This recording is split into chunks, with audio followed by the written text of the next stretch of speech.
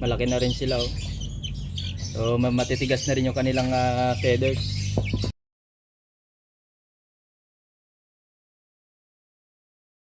Hello mga kagayam, love and light po para sa ating lahat. In this video, itatransfer ko na itong mga 28 days old na mga Chinese chicken. Supposed to be 21 days, dapat nasa hardening stage na sila. Pero nandito pa rin sila ngayon sa kanilang brooding cage. Yan, lilipat ko sila. So crowded na sila. Dahil medyo malalaki na rin. Yan. Okay. Pero nung 21 days, pinatay ko na rin yung kanilang ilaw kasi medyo okay naman na yung kanilang development ng feathers. At ito na nga sila ngayon, 28 days old na sila. Kasi ang nangyari, namatay yung isang chick na katropa nila dahil napatayan ko ng ilaw malamig pa kaya hindi niya nakayanan yung pag-change ng environment. At ngayon mga gagayam, ito yung bago kong ginawang cage para sa kanila. In-extend ko lang yung yung malaking cage nila doon. Nandun yung parent, may Shamu at saka Chinese chicken. At hindi ko sila basta-basta papakawalan ngayon dito. At ilalagay ko muna dito sa double cage na bird cage. Yan. Kagayam, ilipat ko na muna itong mga maliliit na Chinese chicken na ito dito sa kanilang bagong kulungan.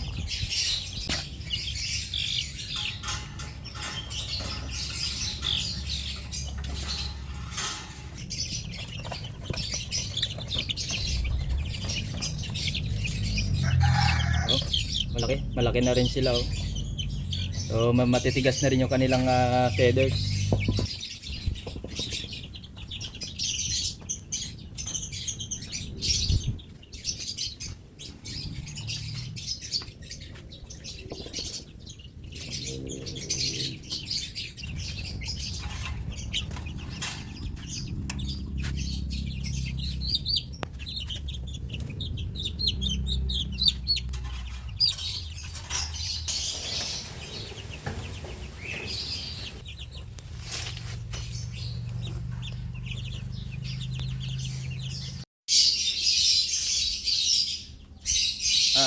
Mga gagayam, medyo late ko silang mapakain ngayon kasi medyo napaaga yung pagpunta ko dun sa bukid kanina. Ito nga, naiwanan ko sila. Pero ito pinapakain ko sa kanila, binabad ko na ito na binlid at saka bio-3. So ito na ngayon yung naging kanyang itsura. Nag-expand na siya. At hindi naman ito kasya kung ito lang ang ipapakain ko dito sa mga chickens na ito. Dadagdagan ko rin ito ng fermented na pagkain nila. Ginawa ko rin lang to, itong mixture na to. At syempre semi-organic na rin siya. Yan. Ito ngayon yung pagkain nila. Oh.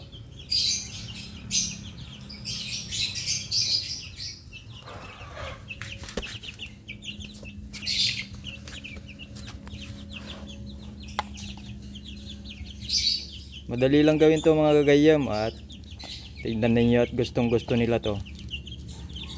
So hinahalo-halo ko lang yan na ganyan. Mimix naman na yan. So minsan pag napapasobrahan ko ng tubig, basang-basa yung pagkain nila, pero okay naman, sanay naman silang kumain ng wet feeding. So ito na yun ngayon. May binlid, may bigas, may crack corn at saka mga dry leaves ng madre de agua, malunggay. So nandyan na yan. Pinerment ko ito ng 7 days. Saka ito na lang yung natira doon sa mixture na isang timba na ginawa ko. Yan. So, ganyan lang yan. Goods na ito at tingnan niyo at gustong gusto nila tong mga ibon na ito. Punta natin dyan.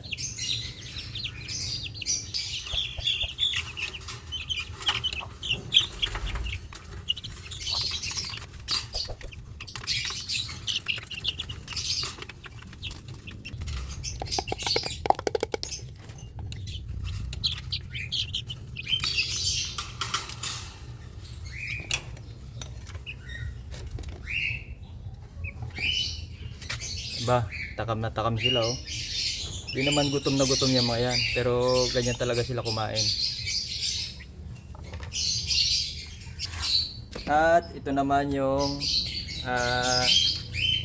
FFJ tsaka fermented plant juice at fish amino acid. Pinag-combine ko na sila lahat dito. At ito naman yung pinapainom ko sa kanila. So ang mixture naman nito ganito lang karami. Yan. Yan. Ilang patak lang yan. Hindi naman masama sa kalusugan nila to dahil organic naman siya at araw-araw kong pinapainom sa kanila to. Dinidilute ko sa tubig. Yan o. So, yan. Ganito. Oh, yan na yung kanyang kulay. So, hindi na ako gumagamit ng kung ano-anong vitamins pa. At ito na lang yung pinapainom ko sa kanila.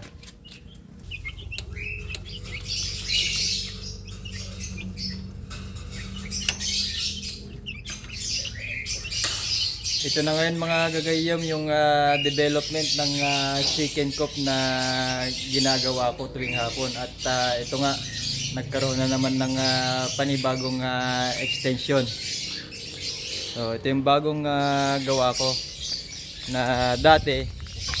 Itong portion na to, ang intention siya na yan, taniman ng bonsai materials, tapos ginawa kong garden. At ito na nga ngayon yung another extension ulit bago pa ito. So yan, lumaki na ng lumaki. At yung Chinese chicken doon, nangingitlog yata siya. So isang itlog isang araw. Yun yung dalawang doon na matatangkad, Siamo naman yon. Ito yung partner ng Silky Chinese Chicken. Kak yan, kak. So ayan mga gagayam, yung ginawa kong kanilang chicken coop, nag-extension. At yan na ngayon yung kabuuan. Pumaba na siya doon sa may garahe. Tingnan ninyo mga gagayam, nakapangitlog na naman ng isa.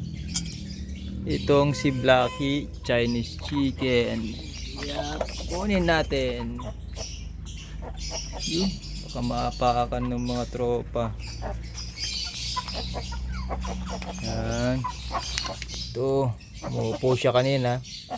Parang size lang ito ng ping pong ball. Yan. Thank you, thank you.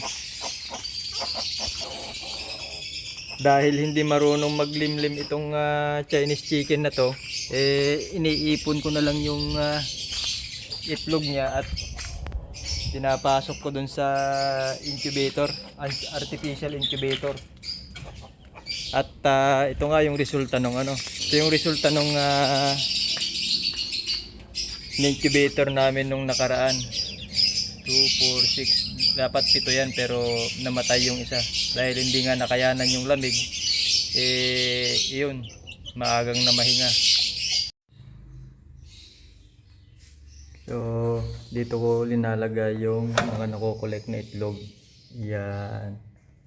Ito ngayon yung pang 5. 1, 2, 3, 4, 5. Okay, ito yung itlog ng Chinese chicken, 5 na sila. At ito naman yung kauna-unahang itlog ng Siamo chicken. Malaki ang diferensya. So yan. Okay. Pag nakaipon ulit ako, di ilalagay ko sa incubator para doon sila mamisa.